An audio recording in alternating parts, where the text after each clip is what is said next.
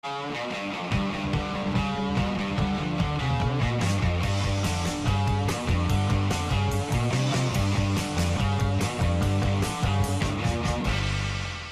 vídeo de hoje, nós começamos com uma tabela de hidratação. Será que eu estou hidratado? Procure urinar claro, pelo menos 10 vezes por dia. Coma uma dieta rica em frutas e vegetais frescos. Beba 1 litro de água antes das refeições. Obrigada.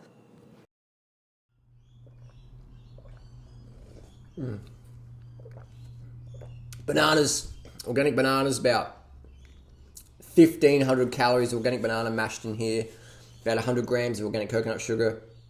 Blend it with water. Nice and sweet, nice and sweet. Just have a look at that, the visceral fat there. And this is fully hydrated, carbed up. I haven't taken some diuretic pills or done any starvation diets or whatever. I'm lean all year long. You can always see my jawbone of varying degrees. My face is always chiseled all year long.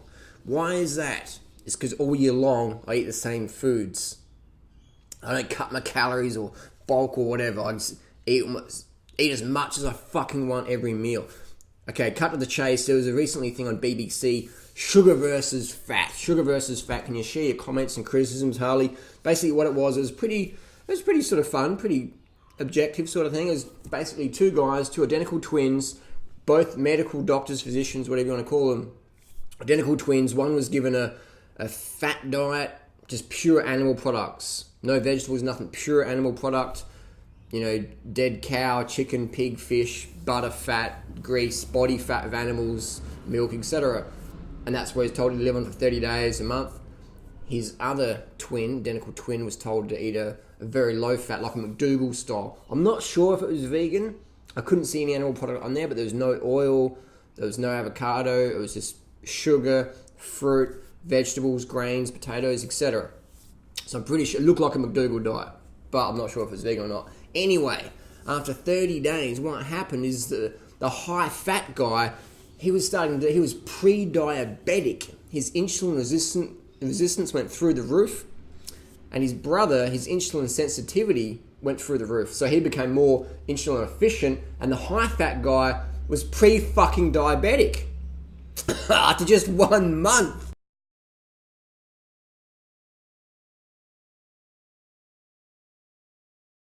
So it's crazy there. It's crazy how quickly high-fat diets will give you diabetes. But a lot of people in the paleo-primal world, they never test their blood sugars. They're like, oh, I'm feeling great. I feel really stable. But they don't show their blood test, do they? Or they do like some dodgy shit. Or they go, oh yeah, I've been, like Peter Attia reckons he's been doing ketosis for the last fucking 10 years. He reckons he's 10% body fat. I'll tell you what, Peter, if you can see abs like you can see mine and your jawbones like mine, I'll give you $100,000. But you fucking can't. You're not 10% body fat, bro. You're more like 40% body fat. You look like a bald Santa Claus. Not hating, just saying. And your athletic performance, you don't have any. You're not even on Strava. You don't even use a power meter. It's like, what the fuck are you talking about, bruh? You're like, you flip a little fucking, you go to the gym and you put a weight, pick it up over here, put it over there, and you call that athletic performance.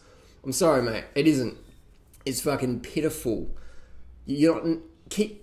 Anyway, I'll go on about that. But so we have these twins, right? Debunking all the nonsense out there in just 30 days. It's pretty cool. But then at the end of it, they're like, well, this is just two of us. We're not too sure. You know, they're so like addicted to their fucking bacon and egg lifestyle or whatever. They're like, well, you know, it's like two twins. One fucking smokes for a month. One doesn't fucking smoke for a month. The guy's coughing up black shit after a month. His doctor's saying, you got to stop this. And then they get to the end of the day and go, well, you know, like cigarettes, maybe they're good, maybe they're bad. We don't know. Like, how the fuck do you pass medical school, do all that fucking study, and you can't fucking see the basics? I'm not a fucking academic by any means. I failed year 12, but I have enough wisdom to see bullshit when I see it and see truth when I see it. Logic. You don't really learn logic in university, do we? If we did, these people wouldn't be like making these mistakes. It's just crazy. It is just crazy. Another thing they did is they got the twins to do like mental function tests, stockbroke work. And the guy on the high carb diet was just like smashing it. The guy on the low carb diet, the high fat diet, was just like all cloudy thinking. And he's an academic, so he should be able to grasp it. His twin brother did, but he couldn't do it. So what you need to do is probably take some modafinil, like Bulletproof exec Dave Asprey recommends. Modafinil is basically speed. It's like you got speed and you got modafinil. Modafinil's like just like fucking hyper-focused drug. Yeah, it fucks you up. It's an anti-narcolepsy drug, but that's what all the paleo primal low carbers take to function.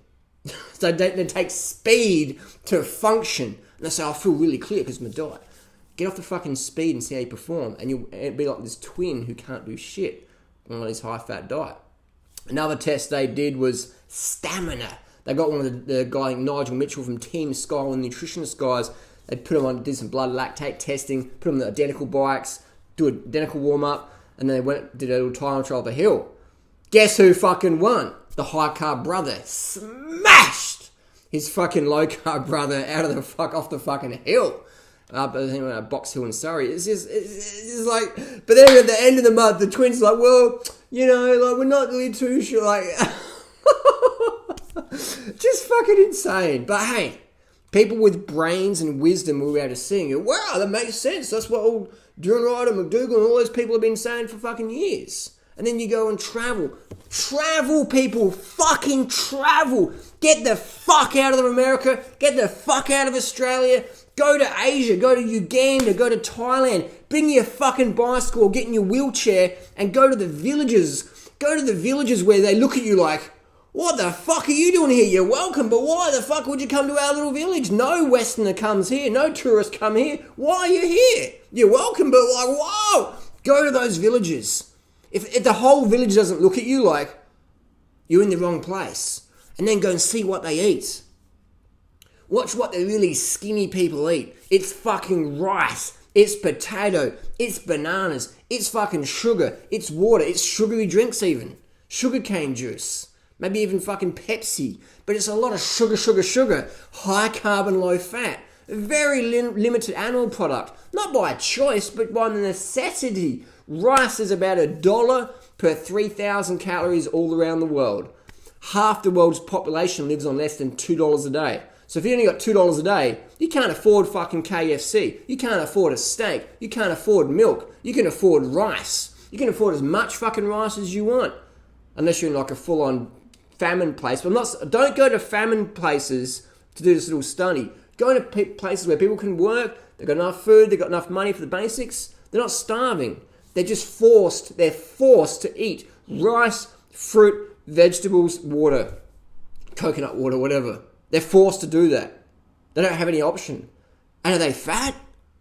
Are they fucking fat like all these people, these low carbers pretend? They're not. They're fucking looking like me. They're looking lean. They're looking fucking lean. The women look amazing, just slim physiques. You can't tell from behind if they're 18 or fucking 40. Because they're just like slim. You don't see that in Australia, really. You know, like it's very, very rare to see an Australian or a US lady or even European these days who's over 40 or 50 or 60 and who's slim. My mum's clinically obese. It's not fucking genetics on this lean, people. It's dietary fucking choices. It's not training. It's not starving. Because I know plenty of people out there who train way fucking more than me and they're still fat, they've still got a belly. Doesn't make them bad people. I'm just saying. You can't say, dude, what are you training? No. I'll go crazy in January maybe. But you look at my videos when I'm doing 600 Ks a month in winter or whatever. People, that's a lot of training. No, that's fuck all training. Look at the people who are doing. There's a guy in Switzerland who did 91,000 kilometres. He's still got a gut. He was as tubby at the start as the end. There's a guy who cycled around the world, Mark Beaumont, 100 fucking miles a day on average for 200 days roughly. He look on YouTube, he's fatter at the end and at the start. What happened? He was a vegetarian when he started. And then after about a week of riding, got so fucking hungry, he just ditched his vegetarian values and started eating meat. And ballooned up, man. How the fuck do you weigh more at the end of a fucking epic year like that than at the start? How do you do it? Animal products, high-fat diets. You can do all the fucking exercise you want, man. It ain't gonna fucking burn it off. It ain't gonna burn it off. You have to change your fucking diet. So that's my little take, my little rant. sub 10 minute BBC Sugar versus Fat, the twins episode. Just go and travel. You know, like, if you got doubts, and if I'm wrong, you send me your fucking bill, I'll pay your airfares, I'll pay your accommodation, I'll pay your bicycle, I'll fucking pay everything. If you can fucking show me a village in a non-starving place who is fat, everyone's fucking looks like Australians, us as Aussies, fat as fuck, 67% of Australia is overweight or obese. The rest of us are yet to get there. If you can show me this fat village of fucking high carbers, I'll pay everything it took for you to get there. So go to China, Uganda, Kenya, Ethiopia, Korea, Indonesia, Sumatra areas, New Guinea, etc. Just go to all these little places. Look up on the map. Highest carb intakes, and then you look up their fucking body mass index. It's a fucking no-brainer, but academics still can't fucking get it. Why is that? Because they're addicted to eating their shit. The biggest thing people fear is change. You can turn a Muslim into a Christian fucking like that. You can turn a Christian into a Muslim, you can do that. You can get people changing their churches or whatever. Boom! You get someone changing their fucking diet, that is the hardest fucking thing ever. You got more chance of going into a Muslim or a Christian church preaching opposite whatever than you going into a steakhouse and saying everyone should be a vegan. They'll fucking chase you with knives down the street. That's just the world we live in. Once we understand that, we can understand why there's so much resistance to change. Fortunately, people are motivated by aesthetics. People want to get lean. People want to get fucking lean. They want to see their fucking abs. They want to see their cheekbones. And that's why high-carb vegan diet is easy to promote, because people want that aesthetics. Most people take steroids and starve themselves or do gastric bypass or liposuction, but that never fucking works long-term, does it? I know. Look at Kirstie Alley. Done.